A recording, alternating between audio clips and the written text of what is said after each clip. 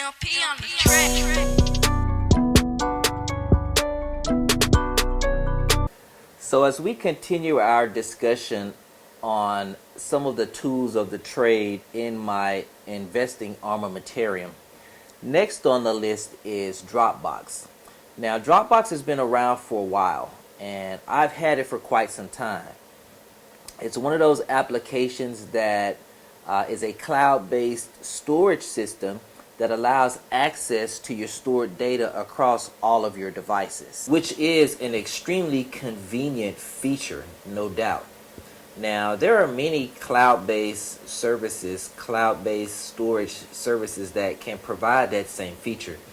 But the advantage that I have found with Dropbox is its ability to handle large files, particularly when you're attempting to share those files. Now, Dropbox is a software tool like many others that you don't have to necessarily know how every single aspect of the tool or of the software works in order to get quite a bit out of it.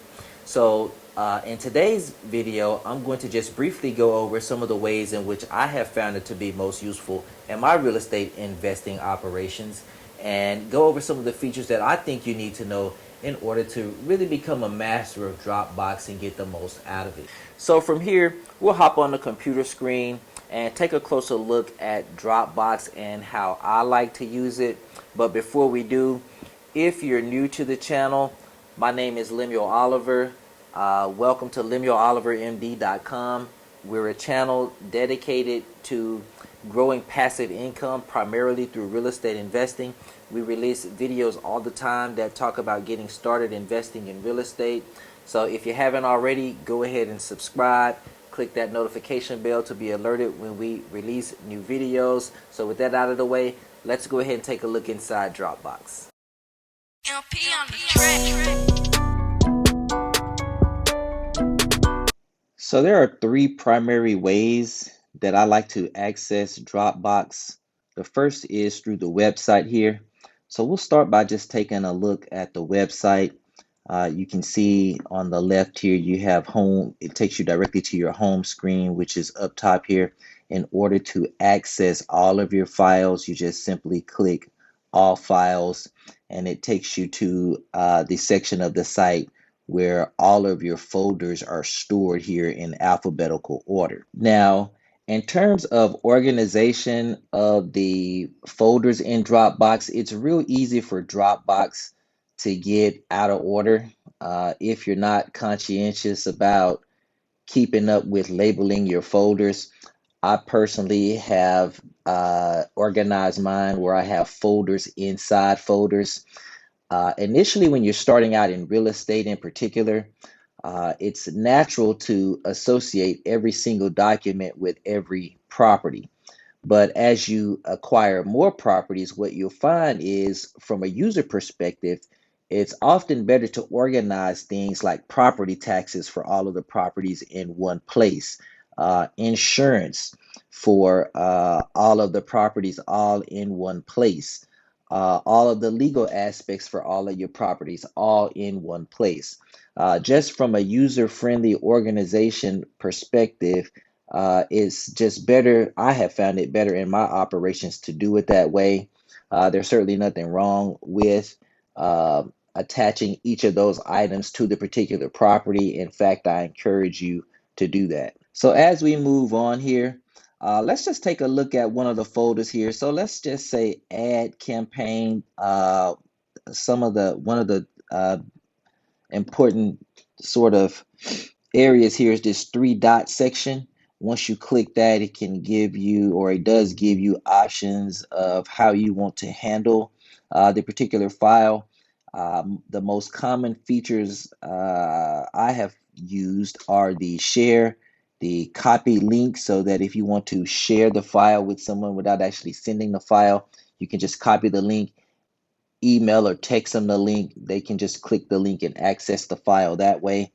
Also move, that helps, of course, when you're organizing things in Dropbox, moving one folder to inside or outside of another, and of course rename and delete. Now, if we take a look here, we see that we have some options here to transfer larger security files to anyone. You also have Hello Sign. With the upgraded plan, you do get 3 Hello Sign documents per month.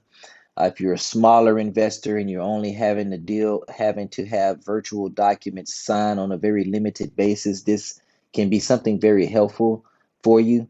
However, in my operations, I have found that using DocuSign is a little more cost effective.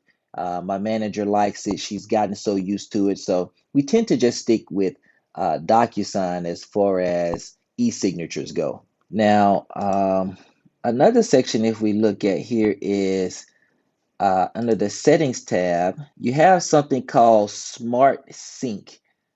This is an area that allows you to have Dropbox installed and synced on your hard drive, but not necessarily store all of the folders on your hard drive. And it ends up saving you quite a bit of space, particularly if you're dealing with very large files like videos and so forth. So if we navigate here to the view upgrade options, we can see all of the different personal and business plans that Dropbox has to offer. I'm currently just on the plus individual plan.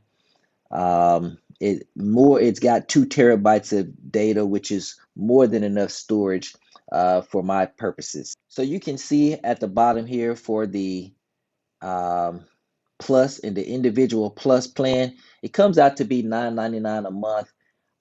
I pay for it on a yearly basis, and I've been very happy with Dropbox. Again, just from a cost comparison perspective, you do get quite a bit of storage for the money you spend. So I have found this all files tab to be a very common place that I tend to navigate or use it as a point of navigation for Dropbox. It is on this particular tab that allows access to all of the files you have stored in the cloud. File requests. This allows you to create a link where you can send that link to someone and they can simply click the link and upload the file, and it allows them to easily upload the files that you're requesting, and it just makes it very easy on both ends to get that document transferred for someone who may have trouble sending a fairly large file. So we talked about there being a few different ways that I like to access Dropbox. The second way I like to do it is here in my Finder. So I go to my Finder and I see Dropbox here, and you can see you have the same files here. Once you sign up and download it and install it on your computer, what you'll find is you're going to have the same files here on your hard drive that you do in the cloud. But uh, if you activate the Smart Sync tab, what you'll find is you don't have all of this data clogging up your hard drive. Many of these files, as annotated by the cloud here in the circle, suggest that these files are all stored online and not taking up space on my hard drive. Now, this particular ads campaign folder you can see is actually something that is taking up space, stored on my hard drive, and actually taking up space. So let's take a look at how to get to that.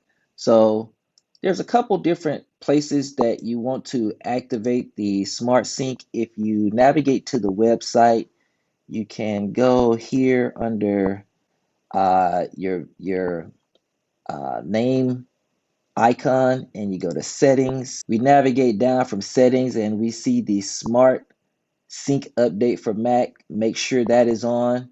With this update, online files will no longer appear to take up space on your hard drive. That's key. The next place that you want to go is here in your toolbar up top, and you want to click here, and this time you want to go to Preferences.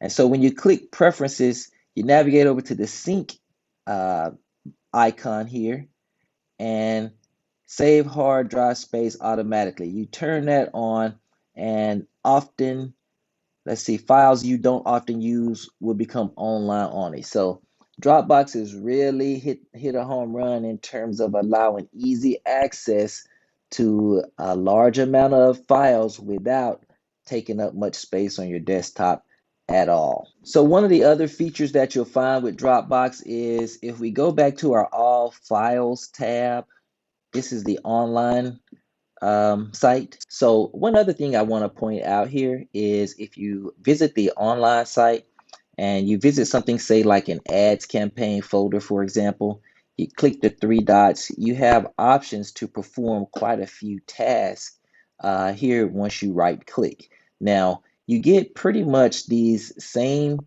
options whether you're dealing with the um, icon, if you're accessing Dropbox through the icon here in the toolbar up top, or also if you are